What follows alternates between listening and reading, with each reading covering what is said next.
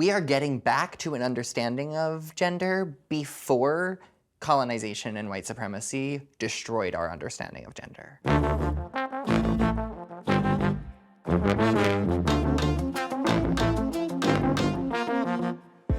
Hi, I'm Lynn Marie Rosenberg. Welcome to Famous Cast Words. I am joined today in my home by my dear friend, Maybe Burke. Maybe is an actor, writer, and advocate. You might know them from the TV shows Rami or Nora from Queens. You might know them from their award-winning solo show, Love Letters to Nobody, or from their wildly viral and popular videos on Instagram and TikTok. You might not know them from the tech run of a community theater production of Legally Blonde, in which they played Margot, Vivian, Paulette, and Brooke, all at the same time. Welcome, Maybe. Thank you so much. You're very welcome. Never an L. Always a Brooke, never an L. Thank you so much for joining me today. Thank you for having me. It is especially meaningful for me to have you here in my home, because the first ever video that I shot as the prototype that became this TV show was with you. But beyond that, I remembered that the first time we ever met was in this living room. Yeah. I used to host readings, and anytime an artist wanted to come in and use my space to hear work of theirs out loud, and you came to do one, and kind of the rest is history. So it means a lot to me to have you A, on the show, but B, specifically in my living room. Yeah, it means a lot for me to be one of your people. We've been friends for a long time, but I've spent the last month of my life researching you deeply to interview you more formally. And you have all these wonderful Instagram and TikTok videos, often where you talk about issues that face the trans and non-binary community or political issues at large. And one of the things you talked about that I was so interested in is the more representation you have, the more storytelling you do have, even if it is positive representation, there is also a backlash to that, right? Yeah. And I wonder if you could talk about what you're seeing happening now in media in terms of representation and inclusion for trans and non-binary storylines and performers. Yeah, I think what you're saying is correct. There's a lot, there's good happening and there's a lot of bad happening. The problem is, because representation was so terrible for so long, those stories are what people know and what people are used to. And in our current age of rebooting a bunch of old stories and everything, I think we're in that same kind of a thing of let's just reclaim what was problematic. Let's spin that on its head instead of just casting me in a show. Right. Just letting me be the neighbor friend who doesn't really talk about gender and just let us be in your stories. Right. Because trans people exist. Right. Everywhere. And we're not always my TikTok would probably disagree, but we're not always talking about our genders, Right. That's a thing. I remember when Laverne Cox was on the cover of Time magazine and it was referred to as this transgender tipping point in 2014, I remember a lot of my friends talking about how much they hated it and how we were more visible and noticeable now. And people who had been kind of flying under the radar were now experiencing discrimination that they hadn't been experiencing as much, and there is a rise in that. As people know how to talk about us, they know how to attack us. Right. And they know what to use against us. Right, and the onus on media and representation in some ways, on the one hand, you want to highlight these stories and know the real truths of what people are going through. On Right. the other hand, the more we rehash the narrative, the more we're gonna stay in this spiral. We're gonna stay in this loop. If we're always telling the sob story or the horror story or the murder story, we're teaching audiences that this is what happens to trans people, this is what we do with trans people, this is how we treat trans people. And we're teaching trans people that they have no futures. Right. They have no love. They have no relationships. They have no lives outside of that. Yeah.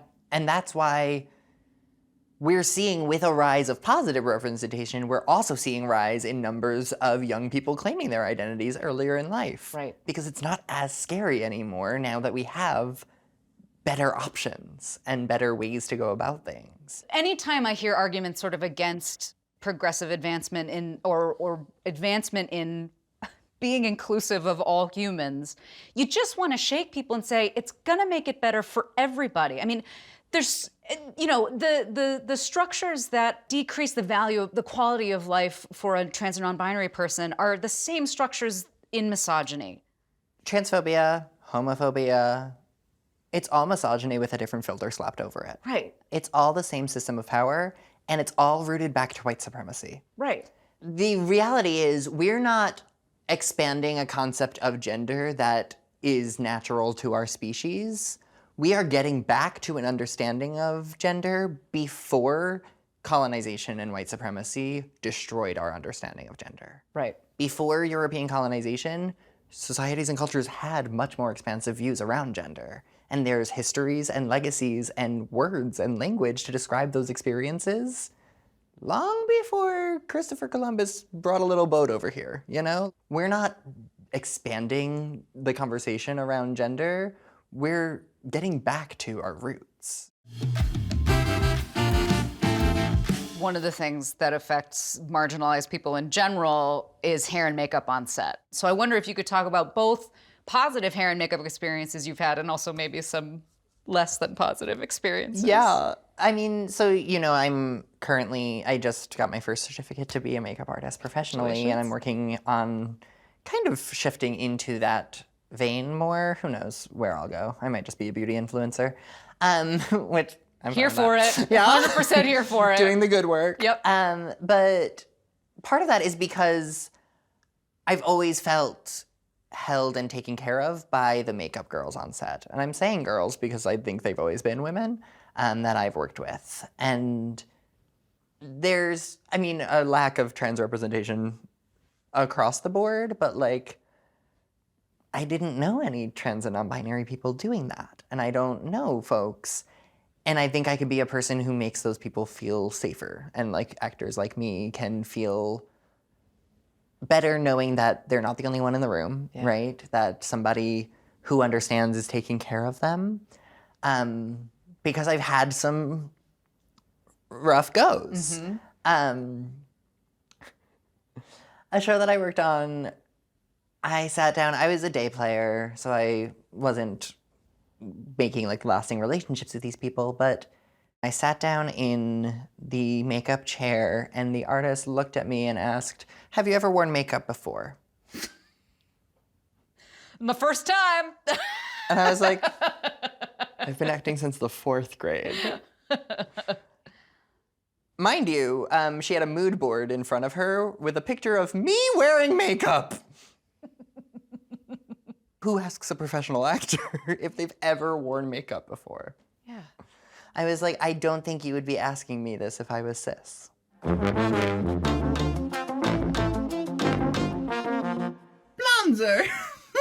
Hey, I'm Maybe Burke, and you're watching Makeup for Lost Time. So you have this TikTok and Instagram life. I was like, what word are we using here? Life. I went with life. It's an experience. Presence? Is that, yeah. Recently, you have shifted that more specifically towards makeup tutorial, right? Can you talk a little bit about that? I always said this as an actor, I can't be an actor and have it not be political. I walk onto a stage, it's a political statement because of the world we're living in right now. And I think the same is true of me making a silly makeup video. Anytime it's just me looking at the camera in makeup that I did that I love, it's inherently a political act because I'm a trans woman living in America, I took a summer break from TikTok specifically and hadn't posted TikTok content for 3 months. And I really started thinking about my relationship to content creation and what that means and what that looks like. And I decided that the thing that I want to do is to help people feel better. Yeah. About whatever. Yeah. If that means they see somebody who looks a little bit like them giggling with some makeup on today, if that means I'm making a video where I'm saying your name and pronouns because you don't hear them enough from other people, if that means you don't know how to do a cut crease, so I make a little video showing you how you can do a cut crease, whatever that is, my core reason for doing all of the work that I do is to help people feel better. Yeah. Specifically, trans and non-binary people are my reason for living. Yeah. And the reason I do everything that I do. Yeah. This is Rain, and they said it would mean a lot if he could get a video hearing their name and his pronouns. So let's all say hi to Rain. So now we're going to look at some breakdowns. Maybe you need no introduction to the art of the breakdown, but for anyone at home, a breakdown is essentially a little bit of text that is used in the entertainment industry as a job listing. I'm sorry, The Art of the Breakdown The is Art of going to the- be the title of my next solo show. A breakdown most often begins with a character's name, and for trans feminine and non-binary roles, the name will often give you a sense of what your narrative arc might be. Oh, they get an arc? No. Never met one with an arc before. Nightclub transgender. Hooker. And surprise. Surprise. I won't get into the nature of the surprise, but needless to say, it's a tired, harmful trope for transgender roles. The surprise is her dick. Glad we have that on camera. Not her dick. Well, in several shows you do, though, actually. In several movies you do get That's it true. on camera. Sometimes, character names will even tell you what to bring to an audition. Gender ambiguous water gun person! Now, to be fair, there is nothing offensive about that one. It is just my favorite character name of all time. Correct. This is better than sobbing homeless queer teen. Sobbing homeless queer teen, which you played. My first TV credit, thank you so much. One line. As far as how your character may be described, there are really only two types non-binary and trans feminine roles fall into. Abused, Oh. Bullied, ostracized, neurotic. and abusive. Huge ego. As sassy as she is bitchy. Malevolent. Reckless. Conniving femme fatale, hungry for revenge. Which, like, this is directly contributing to violence against trans women. Exactly. This is like where it comes from. Yeah, that this is the storyline. Yeah. And no matter what your emotional state, you'll need to fit one physical type. Busty. An androgynous, toned, transsexual beauty. Beautiful and seductive.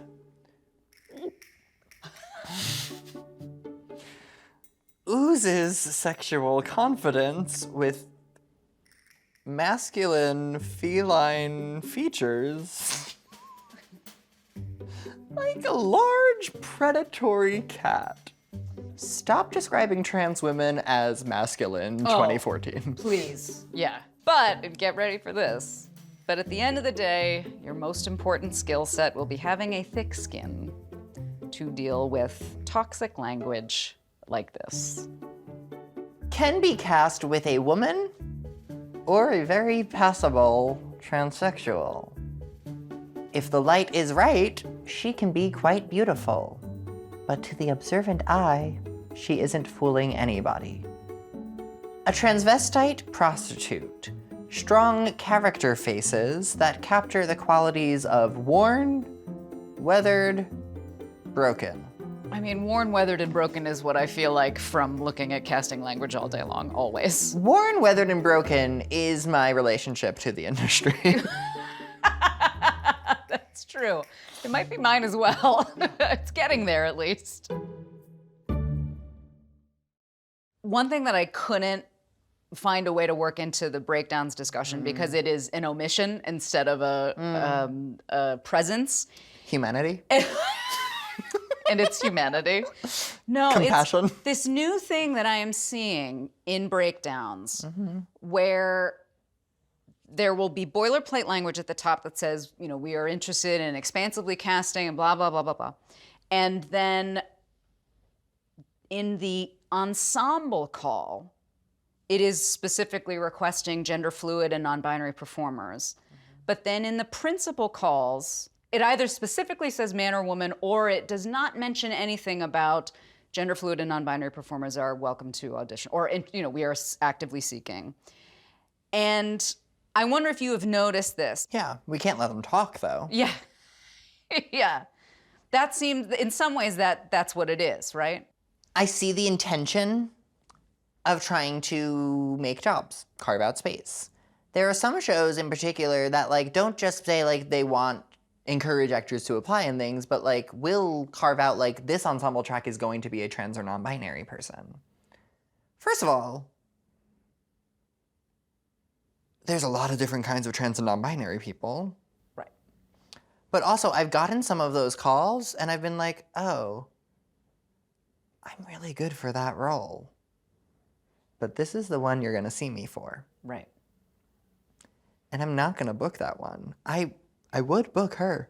And so I see the intention to be we're going to cast a trans or non-binary person. But then I'm then just let me audition for what I'm right for. Right. And across the board, just make sure that you do have a cast that reflects the world around you. Right. Don't be we need a non-binary person to play this role. Don't make that decision before we walk into the room. I think the language you use of carving out space is that's the clear both success and problem here, right? Is that there is now an effort being made to carve out space, but the carving is occurring in the ensembles and not occurring in the principal tracks. Right, and it's okay, we have to cast trans and non-binary people, so I guess we'll just throw some in the back. Right. And it's I can be in love too. Yeah. I have a mom. I have a job. Right. I have talent. Yeah. I have ambition. I have all of the things that we tell stories about. Yeah. And that's there are no cis roles. Right. There are very few roles that you're that has to be a cisgender person. Right. There are just roles where you assume it. We've had a very serious conversation. I think it is time that we move away from this couch and we do something very different. At the bottom of every actor's resume is a section called Special Skills, and it's where they list their talents and abilities. So this is our segment, Special Skills. Maybe what is the special skill you'll be sharing with me today? We're gonna do some makeup. Well, so we were talking about doing eyeshadow, which I never, ever, ever wear. Incredible. Yeah, We so love to see it. you have free reign. You can do whatever you would like for me. That's the worst thing to tell me. I know. I immediately regretted it. Immediately no. What I'm gonna do for you is a more natural, everyday kind of vibe, just a little elevated from what you normally do. Great. So I'll take a shade. Thank you for closing. And we're just gonna come over here on the side and draw a little V. So we'll go down to your lash line and then up in your crease with a little V. Up in my crease. You like that? Yeah. You I like don't know why getting makeup applied makes me feel like a child. Have you ever worn makeup before?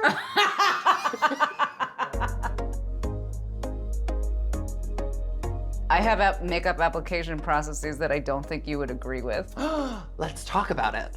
Instead of blush, I just use lipstick. Oh no, that's great. Is it? That's great. Oh, I thought I was Yeah. doing something terrible by doing that. No, that's actually a fun trick to get more consistency across your whole look. Right. The reality is anything that's built to be put on one part of the face can be put on any part of the face. Oh, You know, I thought I was going to appall you by telling you that. That's oh great. no. Great. I'm a big proponent of using anything for anything. Yeah. I mean, we can take a little bit of a shimmer here and highlight your nose with it. Now I feel like a child. You're doing great. Yeah. But that's, I mean, you don't like that at all. No, I'm just It never, ever occurred to me to highlight my nose. And then the fun part of any more like natural makeup look, unless you're trying to do something specific, is just blend it all out. And you just go in with some buffing, small circles.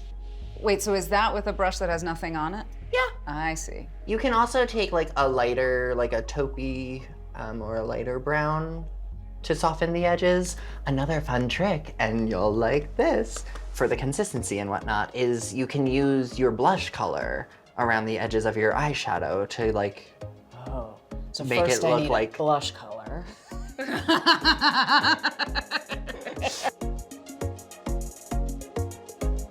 Should I look at what I look like now? Of course. Oh, that's really pretty. Got a little shimmer Yeah. brown. Yeah. A little shadow. Yeah, it's very simple. It's very me. I like it. Yeah, and everyday wear. An everyday wear. There is absolutely no way I'm doing that every day. Now that I am fully made up, shall we return to the couch and continue our conversation? Let's do it.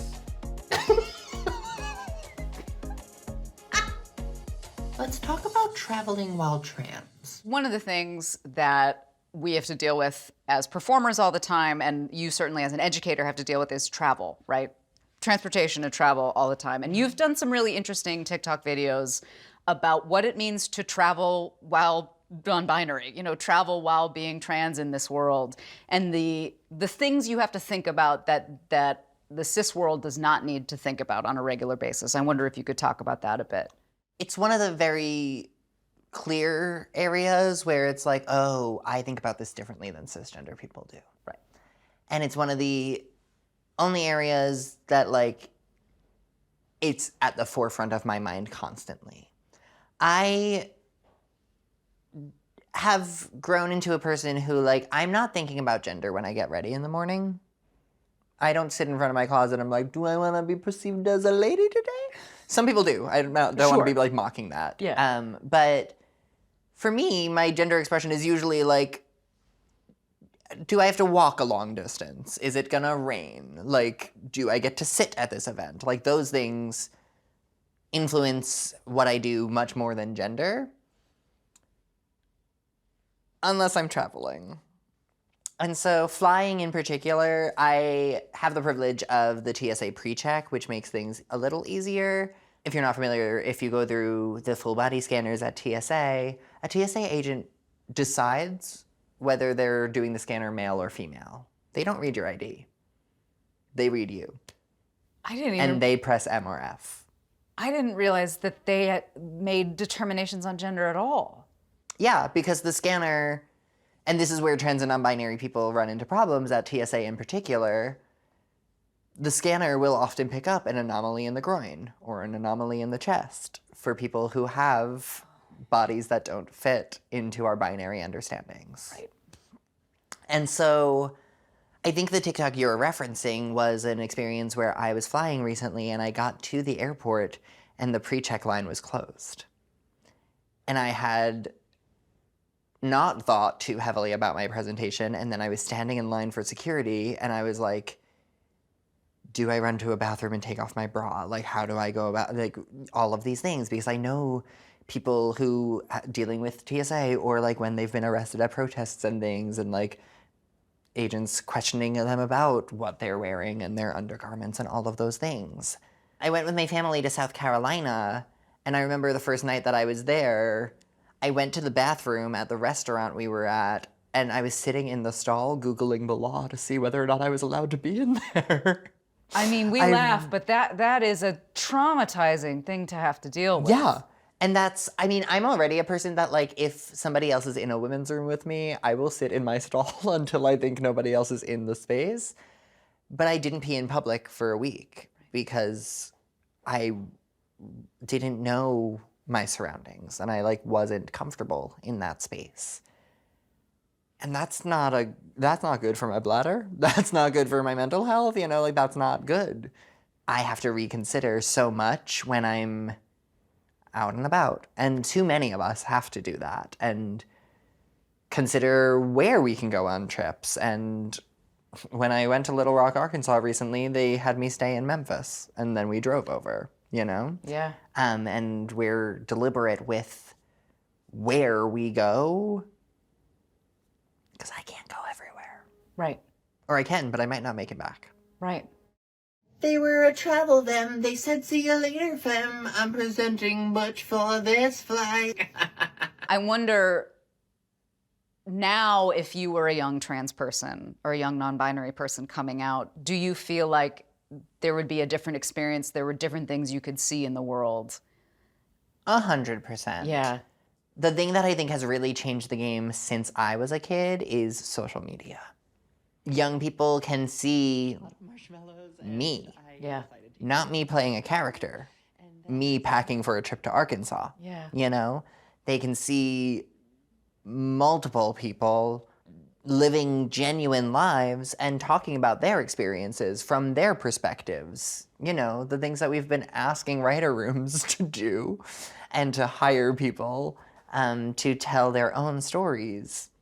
And that's, I think, really shifted the game and kind of why I lean so much heavier into social media presence than I do acting these days, because the reason I'm doing it is for those kids and for those people. Thank you so much for joining me today. Thank you for having me. Thank you for watching. Take care of each other and be professional. And don't be transphobic.